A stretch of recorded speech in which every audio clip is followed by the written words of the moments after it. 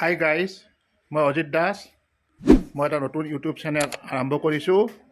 যেনেকৈ আপোনালোকে ইনষ্টাগ্ৰামত মোক আদৰি লৈছে, সেনেকৈ যেন ইউটিউব চেনেলটো আদৰি লয় আৰু আপোনালোকৰ নৱবৰ্ষৰ শুভেচ্ছা আৰু বিহুৰ আন্তৰিক শুভেচ্ছা যাচিলোঁ। তেন্তে বোলক চাই বাবাক দৰ্শন কৰোঁ।